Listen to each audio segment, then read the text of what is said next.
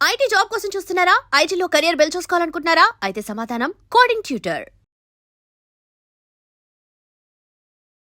మాధవీలత గారు ఈ మధ్య ఒక కాంట్రవర్సీ ఏంటంటే నటుడు శివాజీ ఉమెన్ వేసుకునే దుస్తులు మీద ఒక కాంట్రవర్షియల్ స్టేట్మెంట్ చేశాడు.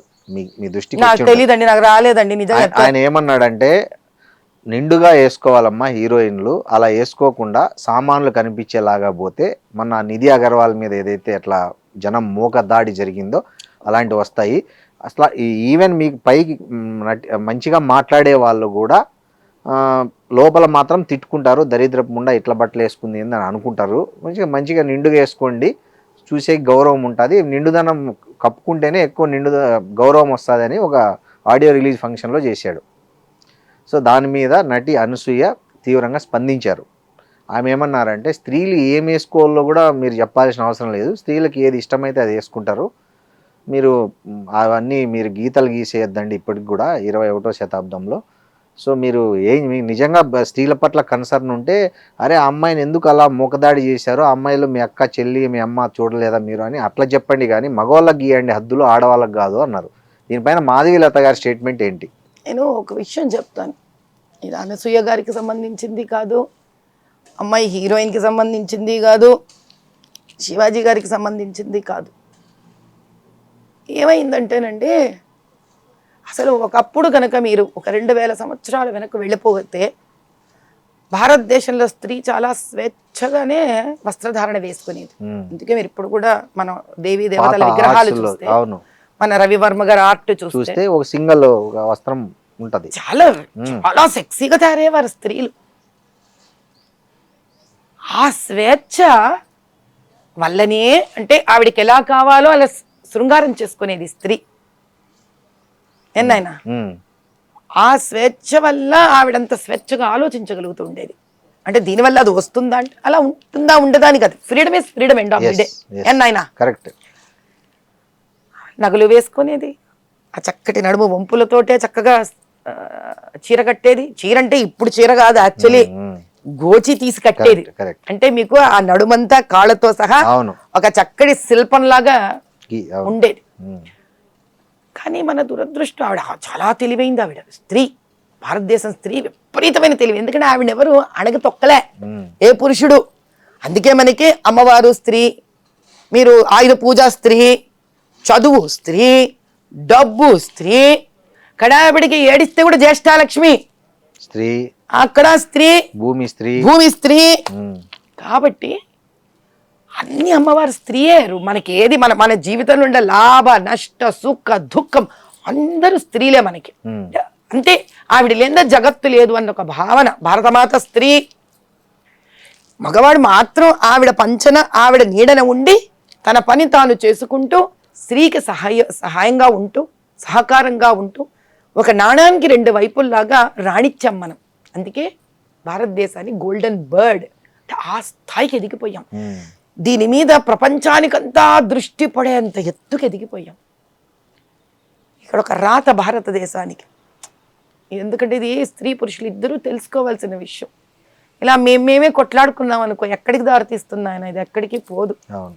ఈ విదేశీ ఆక్రమణలలో వాళ్ళు మీరు స్పానిష్లు అనండి, పోర్చుగీస్ అనండి, పర్షియన్స్ అనండి, మొఘల్స్ అనండి, ఎవడనండి, బ్రిటిషర్స్ అనండి, రాగానే వాడి కన్ను ముందు మన డబ్బు మీదో భూమి మీదో పడలే, మన స్త్రీ మీద పడింది.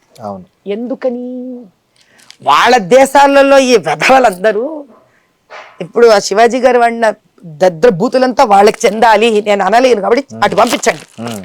బైబిల్లో రాసింది మీకు అన్నిట్లో తల నుంచి కాళ్ళ వరకు బంధించేసి వాళ్ళని ఇలా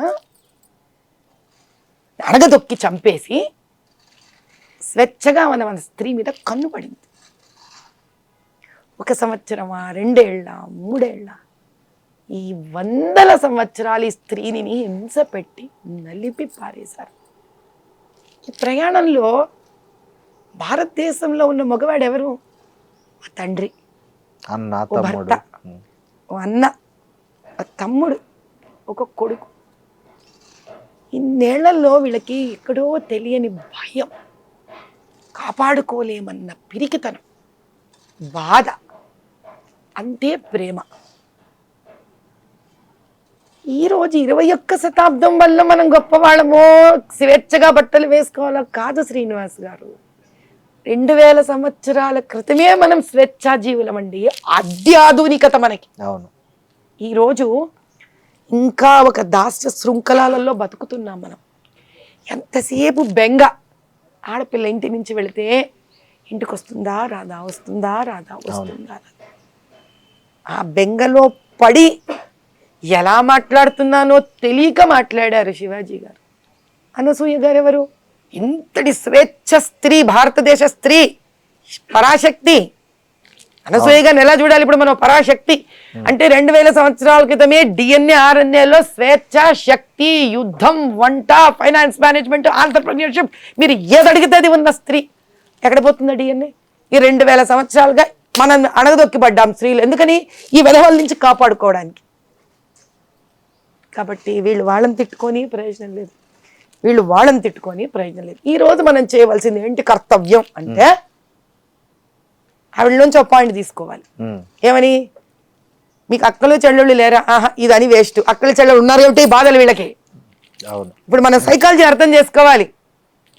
మన దగ్గర ఉన్న ఇండ్లల్లో మగవాళ్ళందరికీ తల్లి కూర్చోబెట్టి, నాన్న తల్లే కదా మరి చెప్పాలి. ఇప్పుడు మగవాడు నీకు అక్క చెల్లెలు లేరా అంటే ఆ మగవాడు ఇంకో మగవాడికి ఏం చెప్పుకుంటాడు? చెప్పలేడు. మళ్ళీ బాధ్యత స్త్రీదే. తల్లి కూర్చోబెట్టి, నాన్న ఒకప్పుడు భారతదేశం ఇలా ఉండేదిరా, స్త్రీ స్వేచ్ఛాజీవిరా, ఆవిడలోని మాతృత్వాన్ని చూడాలిరా నువ్వు. సామాన్లు సరుకులు అనకూడదు నాన్న. అక్కడి నుంచేరా తల్లి నీకు పాలు ఇచ్చి పెంచి పెద్దదాడిని చేస్తుంది తండ్రి. కాబట్టి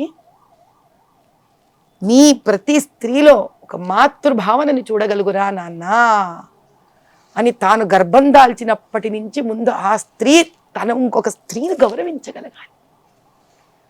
గర్భంలో నుంచి వస్తున్న శిశువులోని కణాలు తయారవుతాయి చూడండి. ఆ సందర్భం అప్పటి నుంచే స్త్రీ మీద భక్తి భావన, సనాతన హిందూ ధర్మంలో ఒక ప్రహ్లాదుని లాంటి కొడుకు నాకు పుట్టాలని కోరుకోవాలి.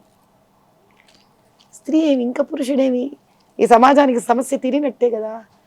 ఇప్పుడు ఉన్న తల్లులు ఇండ్లకు పిలిచి ఈ రోజు నుంచి వాళ్ళని ఏ చిన్న వయసు అయినా సరే గ్రూమ్ చేయడం నేర్పించాలి. తద్వారా సమాజం అక్కడికి మార్పు తెచ్చేంత వరకు స్త్రీలు కూడా వీళ్ళని ప్రేరేపించినట్టుగా కాకుండా కొంచెం జాగ్రత్తగా వీళ్ళు కూడా మసలుకోవాలంటే ఒకటే సైడ్ నుంచి చప్పట్లు రావు. కాబట్టి 2 వర్గాలు కృషి చెయ్యాలి.